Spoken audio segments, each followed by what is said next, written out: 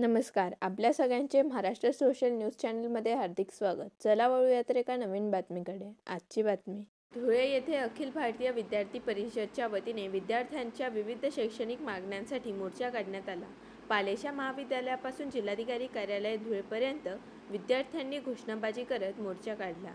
यावेळी स्पर्धा परीक्षकांचे वाढलेले शुल्क कमी करणे, अतिवृष्टीग्रस्त विद्यार्थ्यांचे शुल्क माफ करणे तसेच मुलींच्या मोफत शिक्षणाची पूर्ण अंमलबजावणी करावी अशी मागणी करण्यात आली. नमस्कार. सुशांत एकवर्गे, अखिल भारतीय विद्यार्थी परिषद देवगिरी प्रदेश सहमंत्री. आज अखिल भारतीय विद्यार्थी परिषद धुळे शाखेच्या वतीनं शिक्षणाच्या वाढत्या बाजारीकरणाच्या विरोधामध्ये हा मोर्चा काढण्यात आलेला आहे. ज्यामध्ये प्रामुख्याने 15 मागण्यांना घेऊन हा मोर्चा काढण्यात आलेला आहे.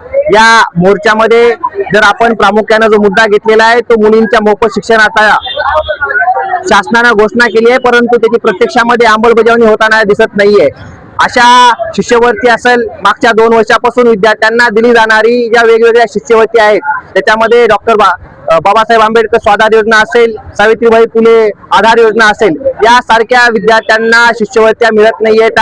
त्याच पद्धतीनं जो 80-20चा जाचक भरतीमधला विद्यार्थ्यांना रूल लावलेला आहे त्याला समान संधी दिली पाहिजे. त्याच पद्धतीनं जे पशुवैद्यकीयचं शिक्षण घेणारे विद्यार्थी आहेत त्यांना स्टायफन सुरू केला पाहिजे. अशा एकूण 15 मागण्यांना घेऊन विद्यार्थी परिषदेच्या वतीनं आज या आक्रोश मोर्चाचं आयोजन करण्यात आलेलं आहे. बातमी आवडल्यास चॅनलला लाईक व सबस्क्राईब करा व दररोज अशा नवनवीन बातम्या पाहण्यासाठी चॅनलला फॉलो करा. धन्यवाद.